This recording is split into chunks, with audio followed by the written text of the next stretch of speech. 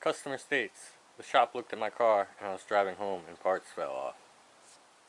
Just kidding. I'm the customer and the mechanic. So what happened was, there was pollen on my window, so I hit the washer fluid, which caused some sort of washer fluid catastrophe. But I must not have put that grill in all the way, and then I was driving down the road and I hit the brake and I thought I locked up the ABS or something, because that was my tire skidding on that piece of plastic that goes in that grill. But I know where it is. It's like 7 miles from here. We're gonna go see if we can find it.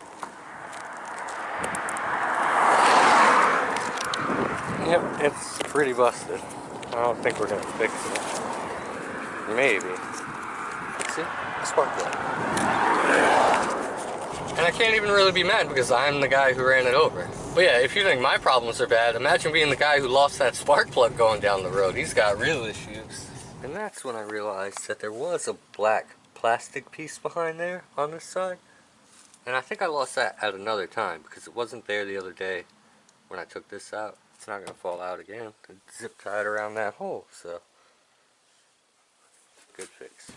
Today we're going to change the sway bar bushings, and then next week the rear suspension part should be here, and then we won't have a squatted Jetta no more. But I think this is, or might be why we're clunking now. The bushing in here, I think that's pretty worn out. So I've got the sway bar end link disconnected up here, and once you jack up both sides of the car and take the wheels off, there's not a lot of pressure on it, so nothing to worry about there. And I'm going to try to get away with not replacing the end link, because I don't think this type of end link wears as much as the type that would mount up here. It has more of a knuckle, like tie rodding. But these ones, I just don't think they wear as much. I like this design a lot better. Pretty sure this is one, it might be why it's clunking. I mean, we're running out of things to replace, so eventually we're going to get it right.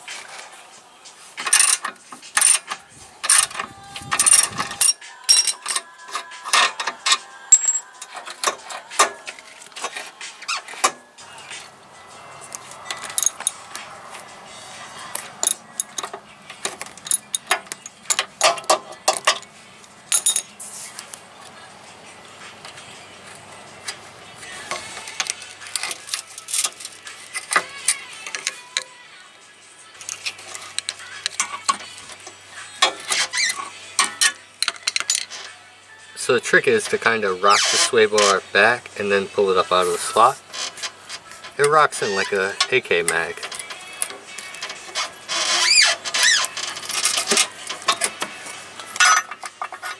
We're going to clean all that dirt off in a second. There's the new bushing and the old one. So quite a big difference. They're pretty worn out. My car pulls hard to the right. I don't think it's going to be the sway bar bushings making it pull to the right, but it won't hurt to change them out, and it's one step closer to getting in alignment. I really just don't want to bring it to the alignment shop and then have them say, oh, you need this, this, and this, because it's like, well, I know I need all this stuff. Pretty sure you're supposed to lubricate these with something. I don't have something.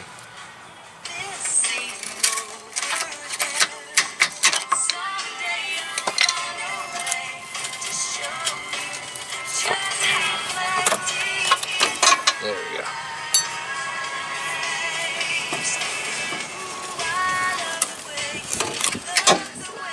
There. I've even switched brackets and the driver's side went right in.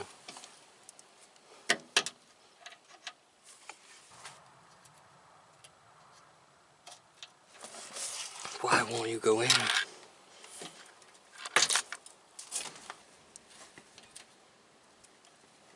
Oh, did my jiggle it after I put it in? Yeah, that worked. So that's what was happening. It was just kind of like not catching on that first thread, and then you have to kind of like wiggle it and then get past that little bad spot, and I think we got it. So we got our sway bar bushings installed, and I was just looking at the old ones here, and you can see how there's a layer of canvas, almost like a tire. So it's not just a piece of rubber, and these are the original factory ones, so I'm actually going to hold on to them, because you never know, with new parts, the new ones might fail. We might have to go back to these ones. But so today I'm getting rid of the Carolina squat, and we're going to install the rear suspension. I've been driving around like this for way too long. I thought I would have finished the suspension like weeks ago, but I've had the springs and the strut sitting here for a while now, waiting on the bump stops for those rear shocks and sway bar end links for the front. But we didn't get those. So we got our Moog coil springs. Put those on. Don't need these strut covers at all. I think they were for the front or something. So it's probably a dumb idea to install these without bump stops, because then it'll probably just bottom out, blow the seals, and then they'll leak and I'll have to replace them again. But we gotta get an alignment. So if it seems like I'm in a frantic panic, it's because I am. I haven't taken my car to a garage to have any work done since I've had the R32. So we're probably talking 6 or 7 years since I've taken a car to a garage for anything at all to be done. So really stressful getting this alignment.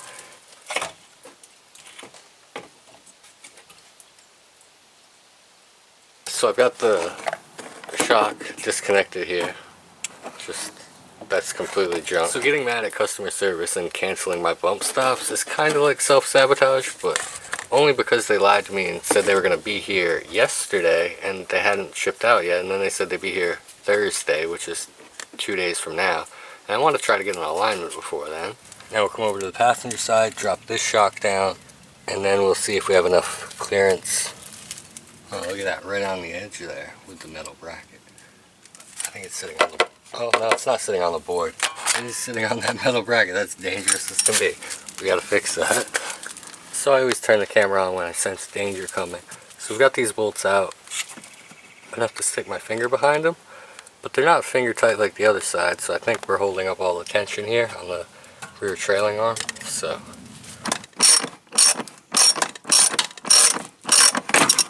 there we go.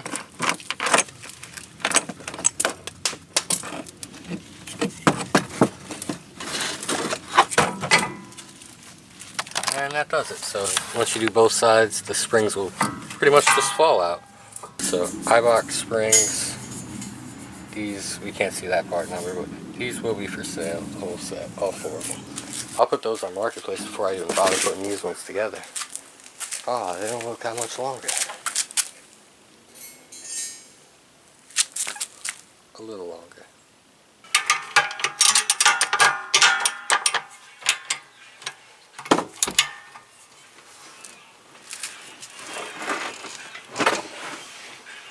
Huh. Mm-hmm. See the issue here.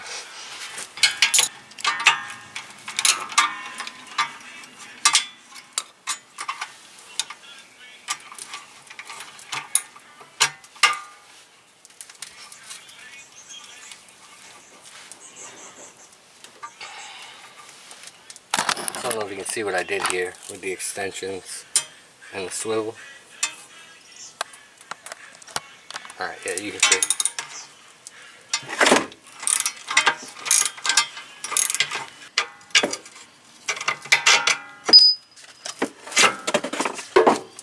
Alright, so we'll have to take this cap off and get that upper mount off in a second, but we gotta get this spring in here.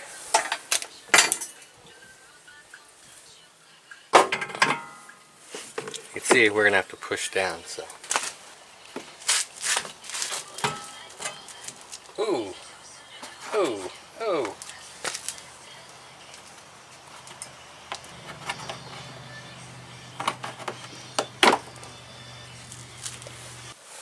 The lines for our wheel speed sensors were holding the axle up. Once you get those out, you can get that spring right where it needs to go.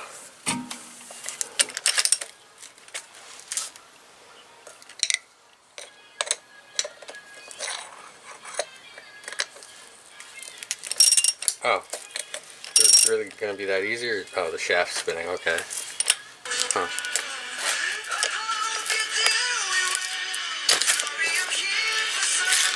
So I ended up using a bench vise to get these mounts off. I was able to close this end in the vise, and then you can put your wrench on and take it off. And we didn't have new bump stops, so we just threw the old bump stops and mounts on the new shocks.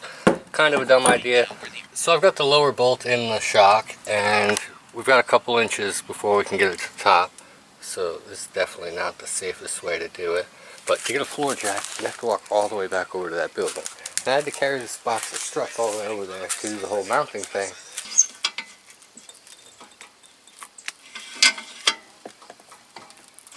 So I've got the jack sideways because I don't want it to come out or in, I just want it to go up. So this should work. Alright, we got it started. We could probably take the jack out now, but I'm just going to get the ratchet and run those in and then onto the other side. You know, the bump stop, that goes right there, and then this goes down over there, and then the bump stop should hold this, but we don't have bump stops. What a mess. Changing plans again, not taking it back off. We're just going to run those bolts up tight because we're dumb. So I've got it all lifted again, and probably don't really need the skid plate anymore, but we bought that before we bought all the suspension parts. So definitely a ton of room between the wheel and the fender now. I didn't take any measurements, but the back's up a little higher like it should be. The same with the lowering springs, the back was a little higher.